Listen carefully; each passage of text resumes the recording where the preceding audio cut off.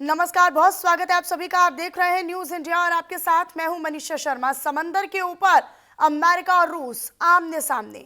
Venezuela बवाल के बाद अब समंदर जंग का मैदान बना है। अटलांटिक की शांत लहरों में ऐसा तूफान उठ चुका है जहां ट्रंप और पुतिन सीधे टकराव की ओर बढ़ते नजर आ रहे हैं। अमेरिका का दावा है कि रूस का ऑयल टैंकर कैप्चर कर लिया गया है। वेनेजुएला बवाल के बाद पुतिन ने अपना ऑयल टैंकर मैरिनेरा सुरक्षित वापस लाने के लिए समुद्र में दुनिया का सबसे विशालकाय राक्षस छोड़ दिया है। अब क्या समंदर में ही शुरू हो चुका है अमेरिका रूस का अगला बड़ा टकराव? इसी को लेकर अभी भी सवाल जो है वो बना हुआ है, क्योंकि डोनाल्ड ट्रंप ने यानी अमेरिका ने रूस का जहाज पनडुब्बी और जब्त की है। हालांकि ये 7 जनवरी को हुआ, लेकिन 7 जनवरी को रूसी जहाज मैरिनेरा को पूरी तरीके से जब्त कर लिया गया। पूरा नाम बेला 1 है जिसे जब्त किया गया, जिस पर कब्जा किया गया। मैन्युफैक्चरिंग और कमीशनिंग 2002 में हुई थी। रूसी जहाज को दक्षिण कोरिया ने बनाया। कैटेगरी VLCC यानी बहुत बड़े टैंकर की कैटेगरी में आता है। इसका इस्तेमाल कहाँ होता है? इसका इस्तेमाल लंबी दूरी तक क्रूड ऑयल ट्रांसपोर्ट करने को लेकर होता है। इसकी लंबाई कितनी है वो भी जान लीजिए। इसकी लंबाई है 333 मीटर और डेड वेट कितना है? वो है 3.18 लाख टन। इससे आप समझ सकते हैं इसकी महत्वता, इसकी सक्षमता, इसकी ताकत और इसकी मजबूती आप जान सकते हैं। ये मैरिनेरा की हमने आपको पूरी खूबी बताई, इसकी कमीशनिंग जो 2002 में हुई थी, लेकिन अब इसी को कब्जाने का दावा अमेरिका ने किया है। अमेरिका का ये कहना है कि ये वेनेजुएला की ओर और पनामा की ओर, चूंकि एक सपोर्टिव फ्लीट भी है रूस की, उसको भी जो तेल टैंकर है उसको भी जब्त किया गया। यानी जब अमेरिकी सेना, अमेरिकी कमांडोज ऑपरेशन कर रहे थे उस वक्त वो हेलीकॉप्टर से उतरते हैं, जिसकी तस्वीरें भी सामने आई थी, और फिर किस तरीके से उस पनडुब्बी, उस जहाज पर वो कब्जा कर लेते हैं, जो कि वाकई में अब एक टकराव का विषय बन गया है। लेकिन वेनेजुएला बवाल के बाद अमेरिका यानी डोनाल्ड ट्रंप लगातार आक्रामक तेवर पर नजर आ रहे हैं। अब ये समुद्र में जंग शुरू हो गई, जिसका अभ्यास, जिसकी प्रैक्टिस और जिसका पीछा अमेरिकी सैनिक बहुत लंबे समय से कर रहे थे। यानी इसका पीछा किया जा रहा था और अब अपने मिशन को सक्सेसफुली उन्होंने ऑपरेट भी किया। इस पर हम करेंगे चर्चा। हमारे साथ कुछ खास मेहमान जुड़ रहे हैं, आप सभी का तारुफ उनसे करवा देती हूँ जल्दी से। Lieutenant colonel retired Himanshi Singh ji हमारे साथ जुड़ रही हैं डिफेंस एक्सपर्ट के तौर पर। अरविंद सिंह तेजावत जी विदेश मामलों के जानकार हैं, वो भी हमारे साथ जुड़ चुके हैं। आप दोनों का मैं बहुत स्वागत करती हूं न्यूज इंडिया के इस मंच पर। लेकिन शुरुआत में हिमांशी जी आप ही के साथ करना चाहूंगी। अमेरिका ने रूसी जहाज पर कब्जा किया, क्या ये समझा जाए कि अमेरिका रूस में ऐसे हालात बन गए हैं जहां दोनों एक दूसरे पर हमला कभी भी कर सकते हैं? अमेरिका रूस पर, रूस अमेरिका पर कभी भी जंग छिड़ सकती है, ये हालात बनते नजर आ रहे हैं अब। नमस्कार मनीषा, जय हिंद। देखिए, इसको एक जहाज पकड़ने की घटना कहकर हम डिसमिस नहीं कर सकते। एक्चुअली अमेरिका जो है बहुत ज्यादा स्ट्रेटेजिक सिग्नलिंग इस टाइम कर रहा है। वो लोगों का पेशेंस चेक कर रहा है और ग्रे जोन को नॉर्मलाइज कर रहा है। जो वेनेजुएला में हुआ वो भी एक ग्रे जोन था जिसको उसने क्रॉस किया, एक रेड लाइन थी उसको क्रॉस किया। अब वो क्या कर रहा है कि रशिया की क्रेडिबिलिटी को कमजोर करने की कोशिश कर रहा है। देखिए, ये एक आधुनिक जो युद्ध नीति है जिसको हम मॉडर्न वॉरफेयर कहते हैं, उसका एक बहुत ही उम्दा उदाहरण है। ऐसा नहीं है कि पहले लोगों ने इस तरह की कार्रवाई नहीं की है। इससे पहले ईरान ने भी ब्रिटेन के जहाज को द स्ट्रेट ऑफ हॉर्मुज में इस तरीके से पकड़ा था।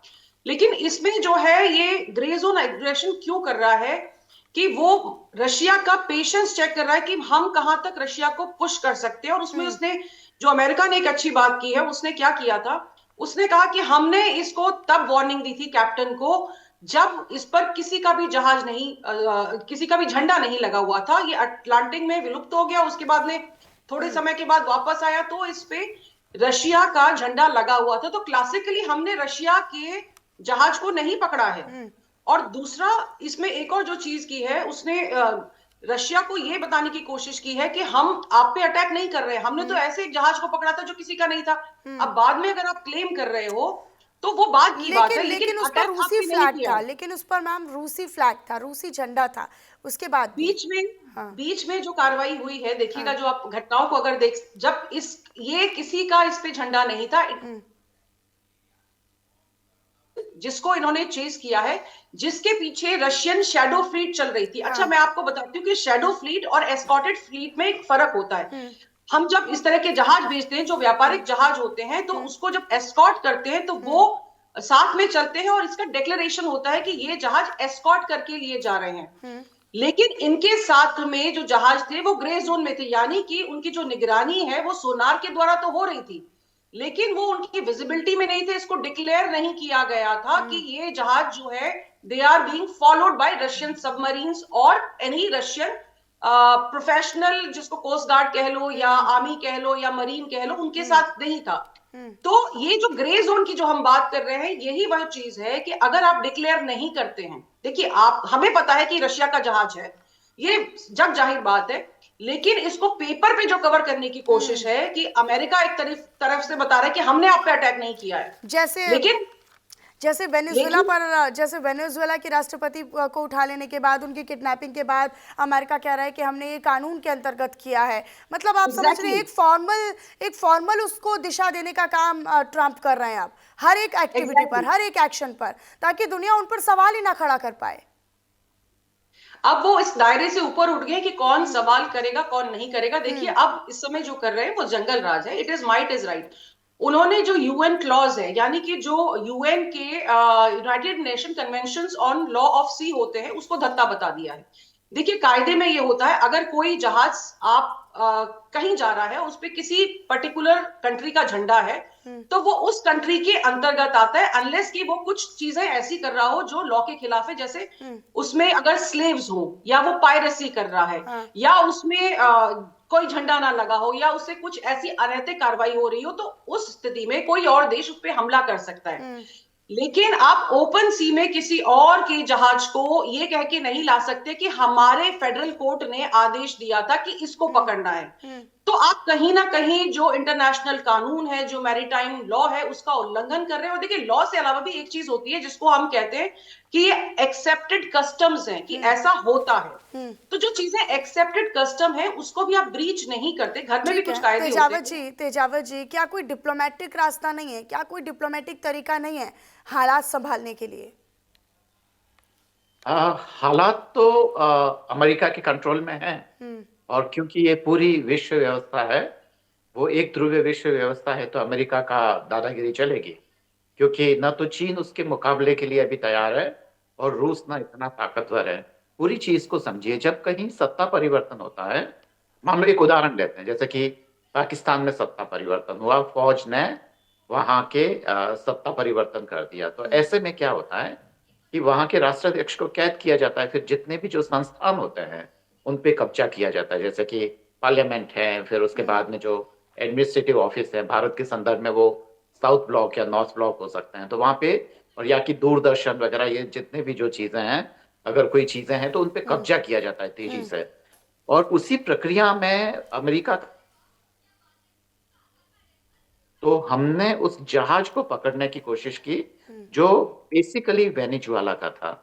अब रूस ये कहता है कि बीच में झंडा बदल दिया गया और उसका वो पीछा करते आ रहे थे, अभी पकड़ नहीं पा रहे थे, उसके पीछे वो लगे हुए थे अमेरिकन, और उसका पीछा करते करते, पर आप देख रहे हैं कि पूरा जो अंध महासागर है, जो अटलांटिक सी है, तो उसमें क्या होता है कि सामने से जो यूके के जो आ जाते हैं, और यूके और अमेरिका दोनों तरफ से उसको घेर कर उसको पकड़ते हैं, और तब जब पकड़ा जाता है तब उस पर रशियन झंडा होता है।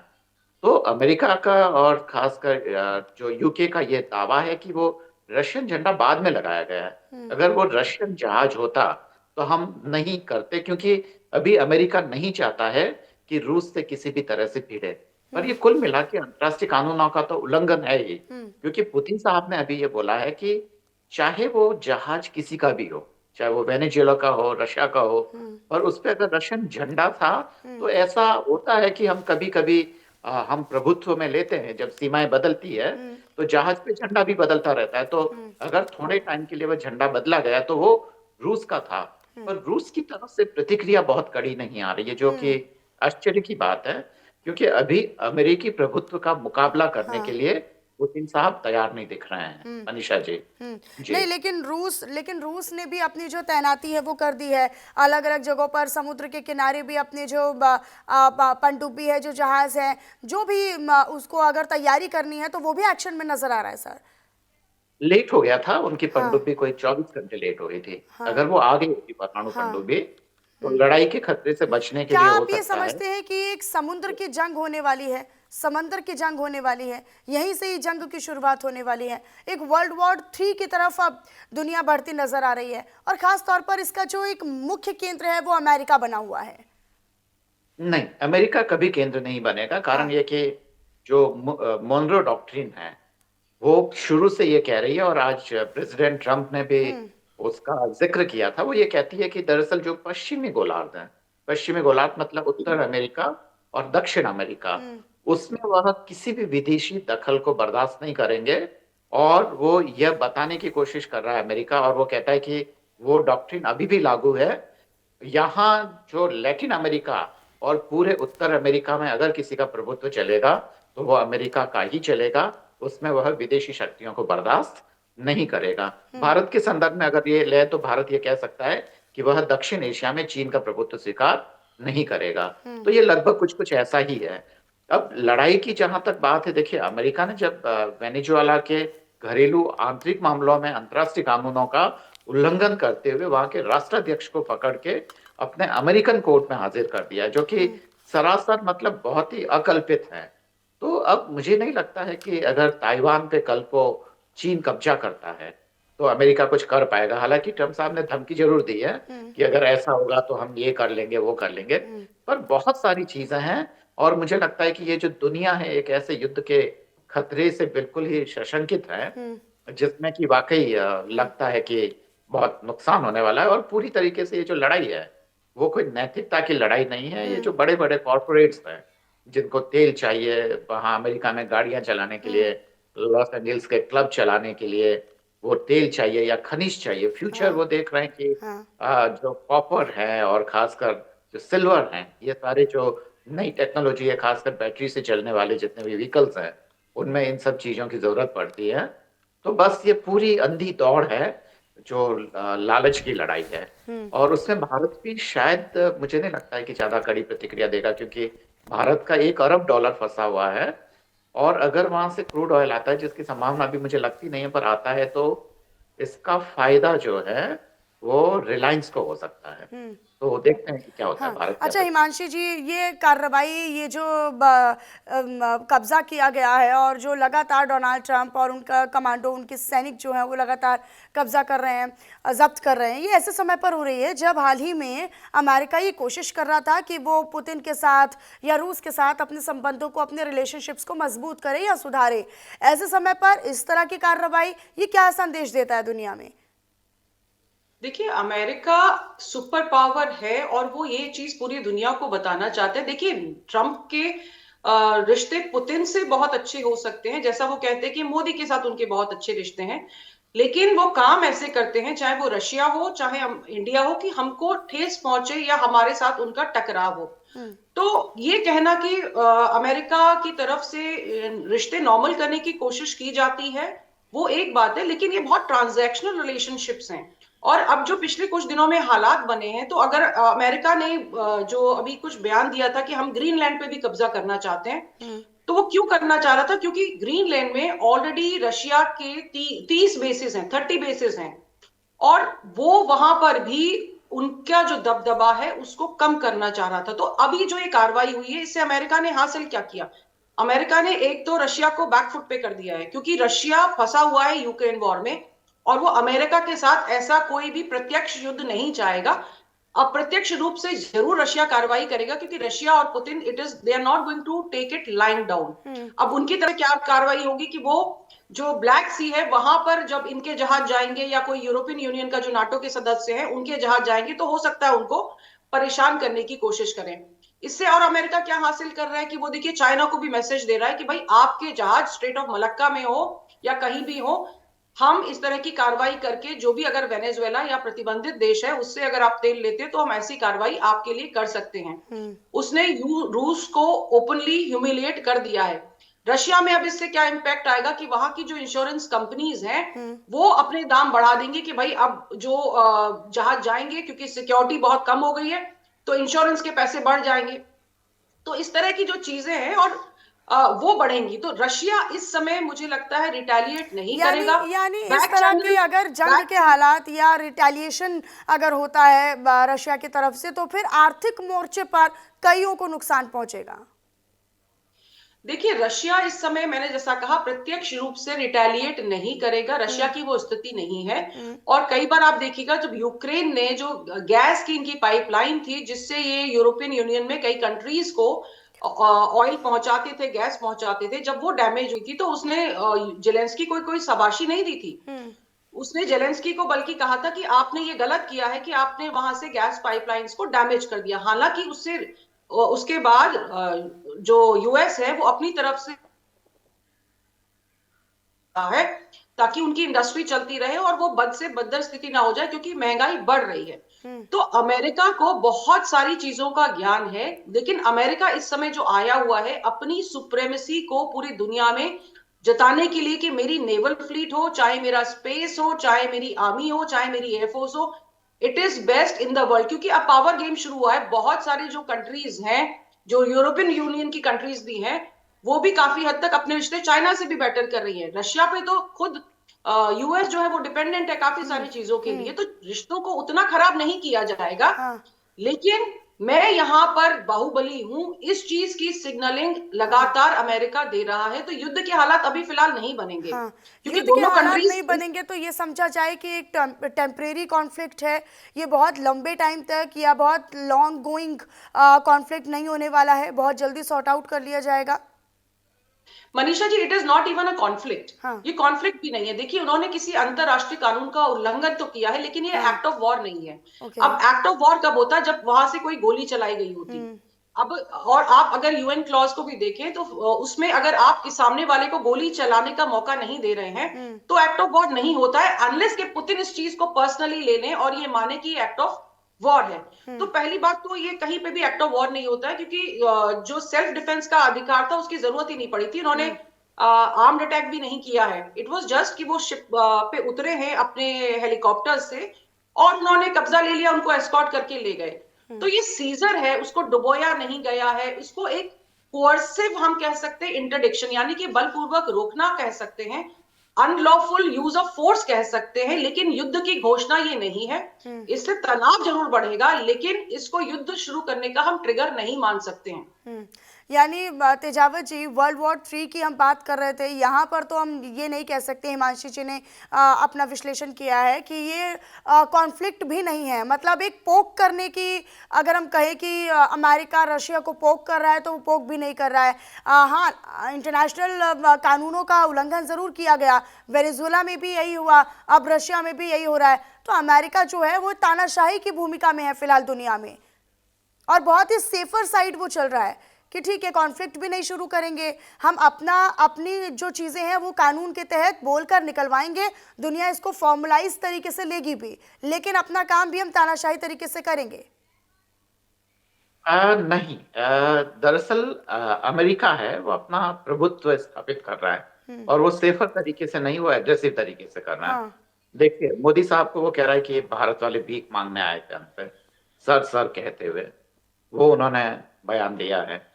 रूस को बता दिया है कि आपकी हैसियत नहीं है हमारे सामने टिकने की, और ये सच भी है। अगर नेवी की बात करें तो रूस और चीन दोनों भी साथ में आ जाए तो वो अमेरिका का मुकाबला करने की स्थिति में कम से कम उधर नहीं है, लैटिन अमेरिका और अमेरिका की तरफ, और भी दूसरी जगह नहीं है। अमेरिका के जितने सैनिक अड्डे हैं उसकी कल्पना नहीं कर सकते हैं हम। भारत के गिने चुने 4-5 अड्डे हैं मुश्किल से, अमेरिका के 800 से भी ऊपर है लगभग, कहाँ मुकाबला कर पाएंगे। और दूसरी बात है कि अमेरिका एक आर्थिक ताकत है, चीन को वहां तक पहुंचने में अभी बरसों लगेंगे। उसकी इकोनॉमी चीन की दुगनी है, और जो इकोनॉमी बड़ी होती है वो सेना पे भी खर्च कर सकती है, और उसके पास ऐसे तमाम जो फाइटर प्लेन्स वगैरह इतनी जबरदस्त चीजें हैं कि अभी दुनिया उसका मुकाबला करने की स्थिति में नहीं है। पूरा यूरोप उसके इशारों पे चलता है। तो ऐसे में वह दादागिरी कर रहा है, अपने बयानों से भी ये ट्रम्प साहब ये साबित कर रहे हैं कि इस दुनिया का असली दादा अगर कोई है तो मैं ही हूँ। लेकिन और बाकी वो दुनिया में तो अगर हम वैश्विक स्तर पर इसके असर की बात करें तो क्या आर्थिक मोर्चे पर दुनिया को थोड़ा सा खामियाजा भुगतना पड़ेगा या कुछ झेलना पड़ सकता है इकोनॉमिकल फोरम देखिए पर अगर हम इसमें देखें तो? हाँ। मनीषा जी, निर्भर करता है कि कुछ देशों को इसका फायदा होना है, कुछ देशों को नहीं होना है। हम्म। जैसे कि मुझे याद है 2005 में यूगो चावेज साहब जेएनयू आए थे, तब मैं वहाँ पीएचडी किया करता था। 20 साल पुरानी बात है। तो उस समय भारत की जो ओएनजीसी कंपनी है उसके साथ हमारा और वेनेजुएला का वो पहली बार संधि हुई थी इंदिरा जी की यात्रा के बाद में। मुझे लगता है कि यूगो चावेज जी ऐसे व्यक्ति थे जो भारत आए थे। तो भारत को उस समय फायदा था, पर बाद में धीरे धीरे नुकसान होने लगा अमेरिकी प्रतिबंधों के कारण। इसलिए हमारा वहां से तेल खरीदना, जो भारत किसी जमाने में सबसे ज्यादा तेल वहां से खरीदने लगा था, वो बिल्कुल रुक गया और हम पूरी तरीके से बाकी जो सोर्सेज है उसकी तरफ जाने लगे। और इसका फायदा भारत को ये हो सकता था कि अगर सब कुछ ठीक रहता तो भारत के पास वो तकनीकी थी कि हम जो वहां का जो वेनेजुएला का जो ऑयल है वो काफी भारी किस्म का है, वो इतना हल्का नहीं है, जिसको रिफाइन करने में काफी बड़ी तकनीकी की जरूरत होती है और भारत के पास वह क्षमता थी। अगर ये सब कुछ ठीक रहता तो भारत उसका फायदा उठा सकता था। अभी भारत को ये टुकड़ा फेंका जा रहा है कि आपके जो $1 अरब फंसे हुए हैं हम वो दिलाने में मदद कर सकते हैं। और अगर अमेरिकन कंपनियां वहां उनके पास काम का बोझ ज्यादा है तो वो काम भारत को हस्तांतरित हो सकता है। और इसलिए भी हो सकता है कि वह रूस से दूर करना चाहता है अमेरिका भारत को, ताकि वो भारत की जो तेल वाली समस्या है वो वेनेजुएला से पूरी हो जाएगी तो हम रूस से अलग हो जाएंगे और हम अमेरिकी शर्तों को मानने लगेंगे। तो वो तमाम चीजें, पर एक चीज ध्यान रखिए कि अमेरिका के पास जाने का मतलब है कि अमेरिका ये कहेगा कि इसके पीएम जो है हमें सर सर कहते हैं, तो अमेरिका हमेशा वहां पे आगे रहेगा, हम उसके मातहत ही मतलब ये रहेंगे। रवैया तो फिर बढ़ जाएगा ना ट्रम्प का, ये रवैया तो फिर दुनिया के लिए खतरनाक है ना सर? पूरा यूरोप भी ऐसा ही कर रहा है। अगर हाँ। भारत करता है तो ऐसा नहीं है कि, हालांकि अपमानजनक तो था जो ट्रम्प साहब ने कहा एक राष्ट्र के लिए, क्योंकि निक्सन ने भी जो इंदिरा जी को बदसूरत औरत बोला था, तो अपमानजनक, तो अपमान तो लगता ही है, एक भारतीय होने के नाते अच्छा तो नहीं लगता है। पर पूरा यूरोप भी उसी के इशारों पे चलता है। भारत ने तो फिर भी विरोध का साहस दिखाया, यूरोप में तो वह भी नहीं है। तो वो चीजें तो है ही।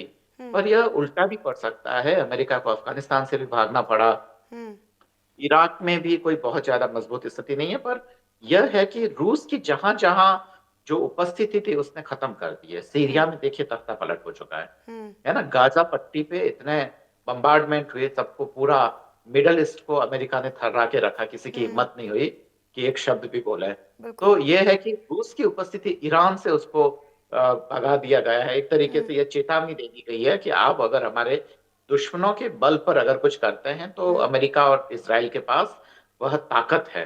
तो एक तरीके से दुनिया भर में, चाहे वो अफ्रीका हो, चाहे वह लैटिन अमेरिका हो या कहीं पर भी हो, ये बता दिया गया है कि अब रूस का जो सूरज है वह अस्त हो रहा है, अमेरिका आ रहा है और अभी चीन का सूरज उदय नहीं हुआ। भारत के लिए वाकई ये विकट स्थिति है और खासकर उसकी जो गुटनिरपेक्ष आंदोलन ठीक है। वाली जो नीति है उसके लिए काफी चैलेंज है। ठीक मनीषा है, जी, बहुत शुक्रिया तेजावत जी आपका हमारे साथ जुड़ने के लिए, और हिमांशु जी आपका भी हमारे साथ जुड़ने के लिए। दोनों खास मेहमान हमारे साथ जुड़े और अपने अपने विचार हमारे साथ साझा किए। बहुत शुक्रिया आप दोनों खास मेहमानों का। और फिलहाल इस चर्चा के साथ इस बुलेटिन में भी इतना ही। बाकी तमाम खबरों के लिए आप रहिएगा हमारे साथ। नमस्कार।